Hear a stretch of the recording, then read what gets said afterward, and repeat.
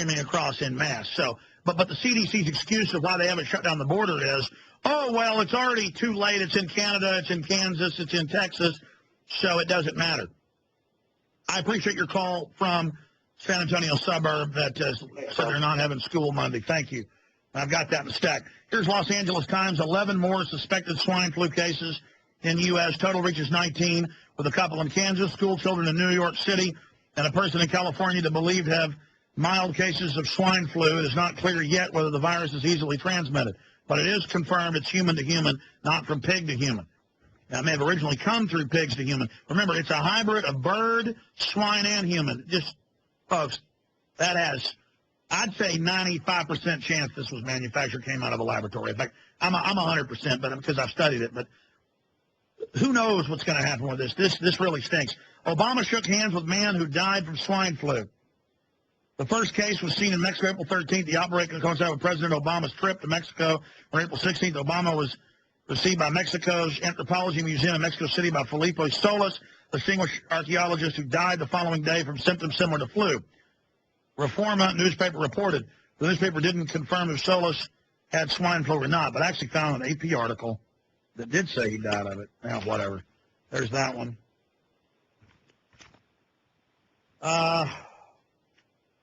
Again, out of BBC, they're reporting that medical doctor Yene Gregorio Davila, Mexico City, is saying that it's 20 dead at his hospital alone, not 68 dead as of this morning, but 200.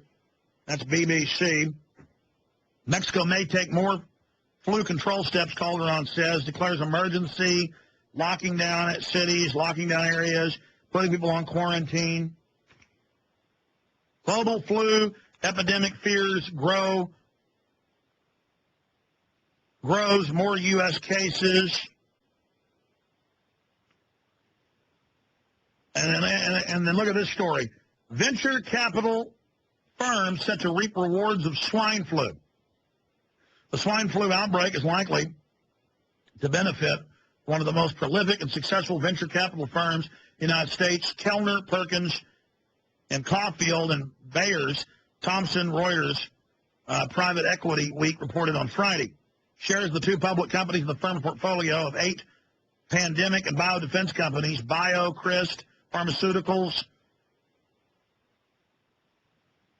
Novavax, jumped Friday on news that the swine flu killed a reported 60 people, it's over that now, in Mexico and has infected people in the United States. I mean, if they've confirmed 3 days into this outbreak in Mexico, at 3 days, it'll be 4 at midnight tonight, that it killed 68 as of this morning, and then now they're saying it's really over 200. This is not going to be pretty. Obama and Bush are all tied into that. So is Rumsfeld. Yeah. You know what? I want to play this video clip first. And then I got Kevin in Canada, Bob in South Carolina, Julian in Indiana, Chuck in North Carolina, Angela in Virginia, Mark in Oregon. And we'll, if my call guy can remember who called first, just let me know on the system, and I'll go to whoever you think I should go to first. But I want to play this clip and take a 3-minute break. I mean, what do you say about something like this? If I start describing the propaganda that's involved here, it would take 2 hours, and we run out of time instead of taking your calls and covering this. But I spent 5 hours today off and on trying to find it, and I rarely fail, and I failed. Maybe somebody can find it and put it in the prisonplanet.com forum. You guys can always get it done if I can't. You know, the power of millions of people out there, of brain power. But remember in 2002, they had a 5-night special on Nightline on ABC with Ted Koppel, and they started the first show without even announcing it was a drill and was fake, and later in the show admitted it, and it caused somewhat of a panic. It was like War of the Worlds with Orson Welles, showing real riot footage, showing smallpox, showing people dying, and saying that smallpox had been released in the United States. And then for the 5 nights, they led it into martial law, dark winter, breakdown of the United States. Well, I couldn't find that. On the Prison Planet forum, I found that the guys had already, and the girls had already had broken down everything I was already thinking. I guess our minds think alike. And had found all the government documents on other subjects where there was a federally funded program for Homeland Security pre-9/11. Now remember, Bill Clinton gave a speech about how Homeland Security would be set up in 1993, right after he was elected. They'd already set up Homeland Security. They had introduced it, made it a cabinet position after 9/11. This talks about that. Now, if you want to find it, just Google Dark Winter Pretext for Top-Off. I don't know if Kurt's gotten this posted yet, but we need to get this up right now. I'm going to play the video for you right now, though.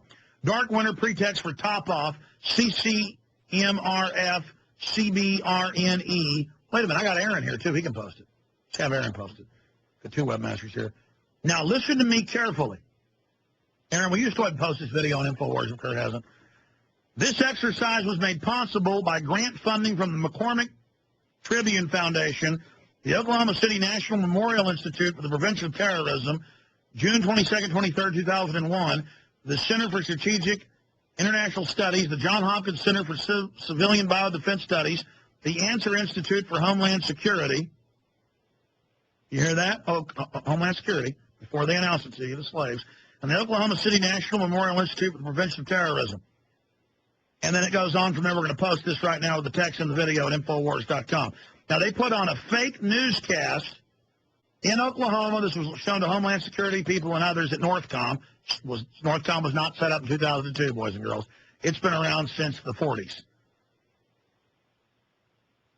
Now, this is them fear-mongering for the breakdown of society, dark winter, the shutdown of the Texas-Oklahoma border. They also did another test that same year for anthrax attack. And that's in my video, famous video, Alex Jones predicts 9/11. And I say, call the White House, tell them don't blow up the World Trade Center, don't carry out the attack. Just like I've been saying the last few weeks, tell the government don't carry out the bird flu attack. I just see the integrated spectrum. I see the data. I don't believe this is the attack. This is a preparation and a dry run trial balloon of a real hybrid virus. They're just getting you trained and tested right now that they're the boss, they're the saviors, love them. Because the media is hyping this and really trying to create hysteria and fear. It is zoological, a double zoological virus combined with a human. Again, it's very suspicious, but I hope and pray. My gut tells me this is already a devastating virus.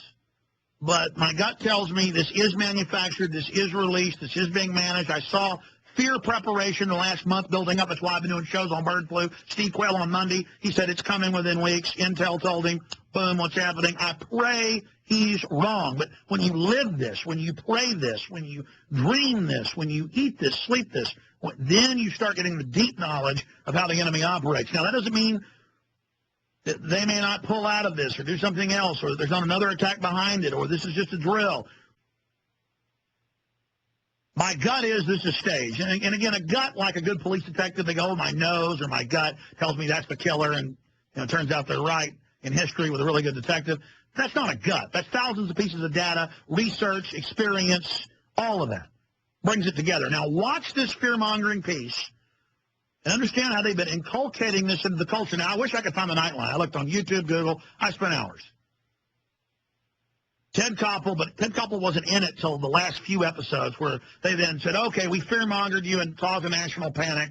Can't believe something this big isn't on the web from only 6 years ago, 6.5 years ago. This is about 7, early 2002, if memory serves. And the last few, it was 5 nights, Monday through Friday.